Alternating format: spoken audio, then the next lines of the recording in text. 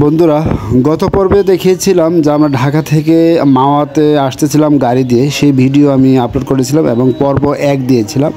আর আজকে হচ্ছে পর্ব 2। আমরা অলরেডি মাওয়াতে চলে এসেছি। মাওয়াতে এসে আমি এখন ভিডিও শ্যুট করছি। আসলে একসাথে সকল ভিডিও দিলে তো অনেক বড় হয়ে যায় ভিডিওটা, যে কারণে আমি একটু পর্ব আকারে দিচ্ছি। তো মাওয়াতে এসে প্রথমে আমরা নামাজ পড়লাম। নামাজ পড়ে একটু হাঁটতেছিলাম। যে দেখতে পাচ্ছেন যে দোকানগুলো, প্রতিটা দোকানে আসলে ইলিশ মাছ ভাজা আপনারা খেতে পারবেন। ইলিশ মাছের সাথে সামুদ্রিক অন্যান্য মাছও খেতে পারবেন এখানে। তবে এখানে অবশ্যই দামাদামি করে আপনাদেরকে খেতে হবে। আর আজকে প্রচুর গাড়ি, প্রচুর দর্শক, যেহেতু আজকে বৃহস্পতিবার, সেক্ষেত্রে প্রচুর গাড়ি আজকে। তো আমরা আসলে মাছ আজকে খাবো না, আমরা আসলে একটু ঘোরাঘুরি করবো। এবং আমার মেইন টার্গেট হচ্ছে আমরা নদী দেখব। আমি কিন্তু এখন পর্যন্ত এই মাওয়াতে আমি কয়েকবার আসছি, কয়েকবার এসেও আমি আসলে পদ্মা নদী আমি এখনও দেখি নাই। সেটা আমার ব্যর্থতা। আজকে আমি নদী খুঁজে বের করব। তো ওই যে দেখতে পাচ্ছেন আমার সাথে রয়েছে আমার শ্বশুর। উনি এখানকার সব কিছু ভালোভাবে চিনে। আজকে আমি ওনাকে নিয়ে আসছি যে নদী দেখার জন্য। তো দেখি এই মার্কেটের পাশেই নাকি নদী, আমি আসলে এতদিন জানতাম না। এটা আসলে আমি দুঃখিত। যাই হোক, তো আপনারা হয়তো অনেকে অনেক কিছু বলতে পারেন, আমি কেন জানি না। আসলে আমি আসলেই জানতাম না যে এটার পাশেই নাকি পদ্মা নদী। তো আমরা আজকে নদী খুঁজে বের করব। তো নদী খুঁজতে খুঁজতে আমরা পেয়ে গেলাম বক্সিং গেম। আমরা এখানে একটু দাঁড়িয়ে বক্সিং গেমটা দেখব।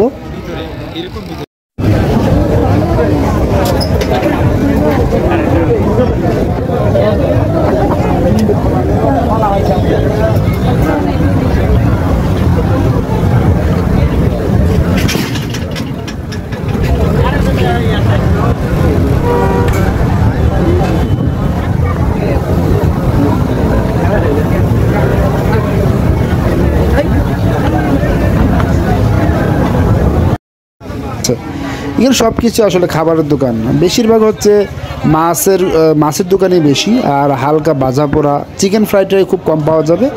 আর আদার্স অন্যান্য ফুচকা টুচকা বেশি পাওয়া যায় আসলে। আর অবশ্যই আপনি যেখান থেকেই খান না কেন, আপনি একটু দামাদামি করে নেবেন। এখানে কিন্তু মাছের যে দোকানগুলো, এখানে কিন্তু ভালো দামাদামি হয়। শুধু দামাদামি না, ভালো দামাদামি। যেটা ওরা বলবে 2000, আপনি এটা বলবেন 1000, ওইরকমভাবে দামাদামি করে খেতে হবে। তো দেখতে পাচ্ছেন আমরা মনে হয় খুব নদীর কাছে চলে এসেছি। একেবারে নদীর কাছে চলে এসেছি। খুব এক্সাইটেড আমি এই প্রথম এখানে এসে পদ্মা নদী দেখব, যে কারণে আমি খুবই এক্সাইটেড। আপনারাও সাথে থাকুন, দেখতে থাকুন যে আসলে এখানকার নদীটি চিত্র কেমন। আমার মনে হয় আজকে খুব ভালোভাবে খুব ভালো দৃশ্য উপভোগ করতে পারবো, কারণ আজকের ওয়েদারটা কত সুন্দর। আকাশে পূর্ণিমা প্লাস পাশে নদী, যদি সাথে বাতাস থাকে, আজকে পরিবেশটা অন্যরকম হবে আমার যতটুকু ধারণা। আমরা যাচ্ছি, দেখি। আলহামদুলিল্লাহ, দেখতে পাচ্ছেন চলে এসেছি। ওই যে দেখা যাচ্ছে নদী, আর ওই যে উপরে আকাশে দেখেন কত সুন্দর চাঁদ দেখা যাচ্ছে। ফাইনালি চলে আসলাম আমরা নদীর কাছে, একেবারে নদীর কাছে চলে আসলাম। এই যে দেখতে পাচ্ছেন এখানে কিন্তু আবার চেয়ারের ব্যবস্থা রেখেছে। কক্সবাজার সমুদ্র সৈকতে যেমন চেয়ারের ব্যবস্থা রাখে, এখানেও রেখেছে। ঘন্টার প্রতি এখানে 50 টাকা করে নেয়। অনেক সুন্দর বন্ধুরা। আজকে বাতাসের পরিমাণ একটু কম ছিল, তারপরেও পরিবেশটা অনেক সুন্দর ছিল। না আসলে আপনারা বুঝবেন না। আমি আপনাদেরকে সবাইকে একটু রিকোয়েস্ট করব, এখানে এসে আপনারা একদিনও হলেও ঘুরে যাবেন। এই মাওয়াতে অনেকে আসছেন, হয়তো বা এই নদীর কাছে আসেন নাই। তো আমি আমার ভিডিও থেকে আপনারা অবশ্যই এটা ক্লিয়ার হয়ে গেলেন যে নদী এখানে আছে, এবং এই মার্কেটের ভিতর দিয়ে হাঁটলেই নদী পাওয়া যাবে। আমি আসলে এটা জানতাম না এতদিন। তবে একটাই দুঃখ লাগলো, দেখেন একেবারে নদীর উপরেই রেস্টুরেন্ট দিয়ে দিয়েছে। এখানে মানুষ যে একটু হাঁটাহাঁটি করবে সেটারও সুযোগ নেই।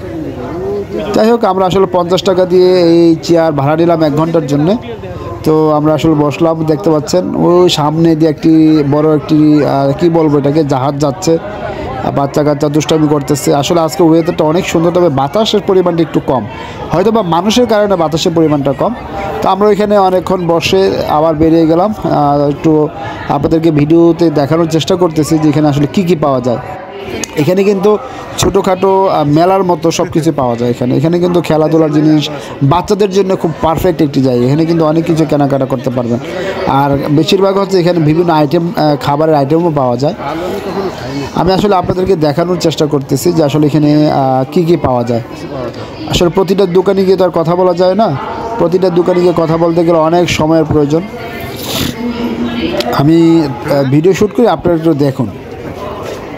প্রচুর মানুষ, প্রচুর ক্রাউড। আসলে এইসব জায়গায় মানুষ না হলেও ভালো লাগে না। তো ফাইনালি আমি আপনাদেরকে দেখানোর জন্য, ভালো করে ভিউটা আবার ভালোভাবে দেখানোর জন্য আমি উঠে গেলাম একটি রেস্টুরেন্টে। যেন রেস্টুরেন্টটা ছিল 2 তলা, তা আমি উপরের তলায় উঠে ভিডিও শ্যুট করতেছি আপনাদেরকে ভালোভাবে দেখানোর জন্য। ওই যে দেখতে পাচ্ছেন পদ্মা নদী, এবং এই পদ্মা নদীর পাশেই এভাবে রেস্টুরেন্ট হওয়ার কারণে মানুষ আসলে ভালোভাবে হাঁটাচলাও করতে পারে না। আর ওই যে দেখতে পাচ্ছেন দূরে, একেবারে দূরে দেখতে পাচ্ছেন যে লাইটগুলো, এটা হচ্ছে পদ্মার যে ব্রিজ, পদ্মা সেতু। আমাদের আওয়ামী লীগ সরকার করে দিয়েছে পদ্মা সেতু, সেই সেতু হচ্ছে এটি। যদিও আসলে আমাদের পকেটে টাকা খরচ করি সেতু করা হয়েছে, তারপরেও আমরা সবসময় সবার কাছে কৃতজ্ঞ থাকবো যে আসলে যত রিস্ক নিয়ে করুক না কেন, এটা আমাদের একটি সেতু হয়ে গেছে। যাই হোক, তো বন্ধুরা আজকের ভিডিওটা এতটুকু পর্যন্তই, আজকের ব্লগ এতটুকু পর্যন্তই। পরবর্তী ব্লগে আবার চলে আসবো পর্ব 3 নিয়ে, মাওয়া পর্ব 3। সাথে থাকুন।